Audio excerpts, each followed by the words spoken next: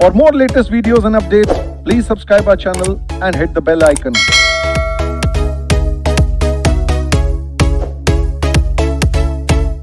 अब हम एक छोटा सा पॉइंट और समझेंगे. What is the difference between, आपको सेक्शन तो समझ आ गया, अरे बोलो हाँ. अब एक छोटा सा पॉइंट समझेंगे. What is the difference between sub section, क्या बोला मैंने, एंड क्लॉज. सब सेक्शन और क्लॉज में क्या डिफरेंस होता है?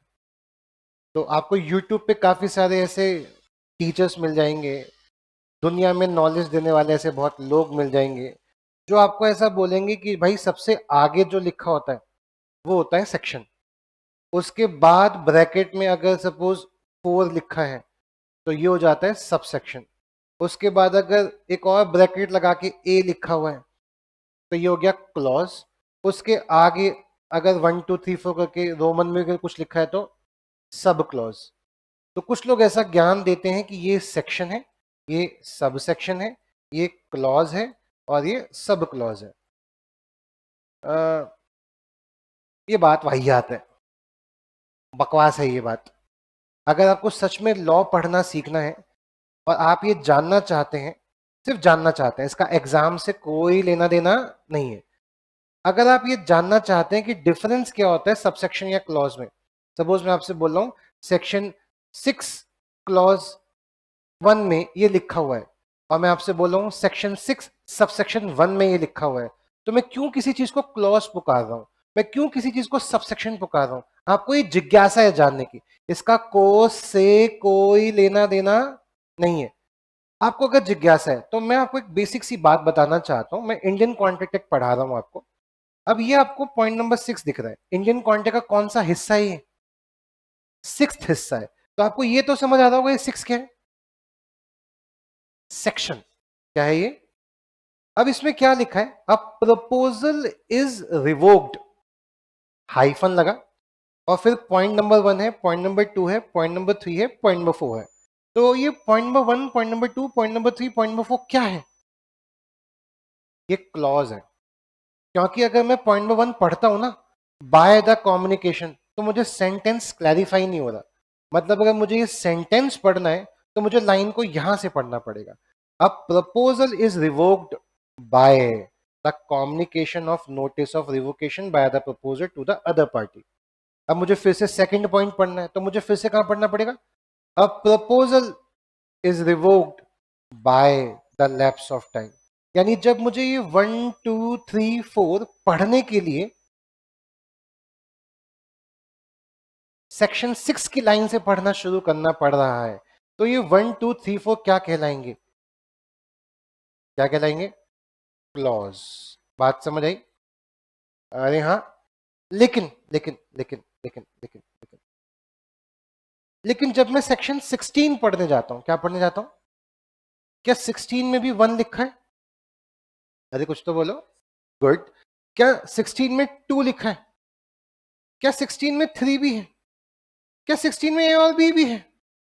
तो अगर मैं 16 के 1 की बात करूं तो a contract is said to be induced by the understands which the relationship से ओवर द अदर. लेकिन जब मैं पॉइंट नंबर 2 पढ़ रहा हूं तो क्या मैं यहीं से पढ़ना शुरू करूं या मुझे कोई ऊपर की लाइन के साथ मिलकर पढ़ने की जरूरत है? मैं यहीं से समझ, in particular and without prejudice to the generality of the foregoing principle a person is deemed to be in position of dominate the will of another. यानी जब मैं सेकंड पॉइंट पढ़ रहा हूं तो मुझे उसको किसी लाइन के साथ जोड़ने की जरूरत नहीं है, मैं उसको इंडिविजुअली पढ़ पा रहा हूं. बट ये दोनों पॉइंट लिखे किसके अंदर है? सेक्शन 16 के अंदर. तो 1 और 2 क्या हो गया, क्लॉज या सब सेक्शन? ये सब सेक्शन हो गया. मतलब है तो सेक्शन ही, लेकिन सेक्शन 16 को हमने 3 पैराग्राफ में तोड़ के लिखा है. तो section 16 paragraph 1, section 16 subsection 1, section 16 paragraph 2, section 16 subsection 2, section 16 paragraph 3, section 16 subsection 3. क्योंकि वो इंडिविजुअली रीड किया जा सकता है. बट ये तीनों पैराग्राफ बात किसकी करते हैं? अनडू इन्फ्लुएंस की. इसलिए section 16 sub section 1, section 16 subsection 2, section 16 subsection. अब आप खुद ही बता दोगे, अगर आपने अभी बातें सुनी है तो आप खुद बता दोगे ये ए और बी क्या है? कैसे पता तुम्हें क्लॉज है? क्योंकि जब मैं ये वेयर ही होल्ड पढ़ूंगा तो यहां से बात समझ ही नहीं आने वाली। मुझे वेयर ही होल्ड पढ़ने के लिए लाइन यहीं से पढ़नी पड़ेगी। अरे आई बात, अरे हाँ हाँ हाँ।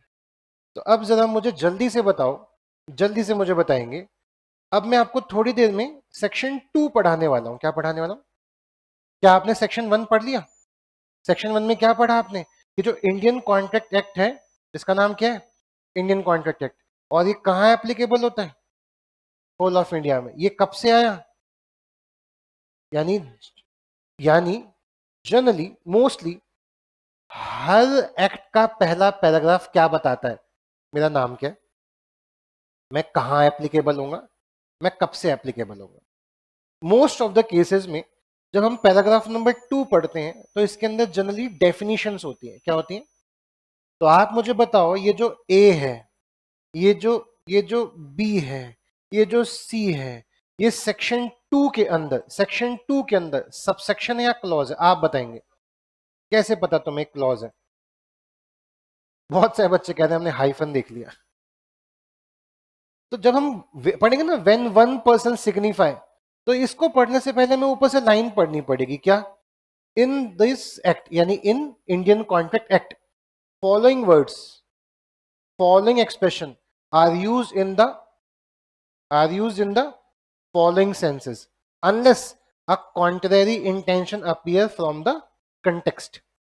When one person signified to something is said to be called as proposal. तो हमने ऊपर की लाइन क्या पढ़ी? इस एक्ट में प्रपोजल का मतलब वो होगा जो यहां पे हम एक्सप्रेस कर रहे हैं। अनलेस, कब तक होगा? जब तक प्रपोजल का कोई कॉन्ट्रेरी ओपिनियन नहीं निकल के आता। कॉन्ट्रेरी मतलब ऑपोजिट। जब तक प्रपोजल का कोई डिफरेंट मीनिंग निकल के नहीं आता, तब तक प्रपोजल का मतलब ये होता है जो कहां लिखा है? पॉइंट नंबर ए में। तो मतलब मुझे ये पूरा जो पॉइंट नंबर ए पढ़ा, ये किसके साथ जोड़ के पढ़ना पड़ रहा है? सेक्शन 2 में लिखी हुई लाइन के साथ। तो ये ए बी सी डी ई सब क्या है?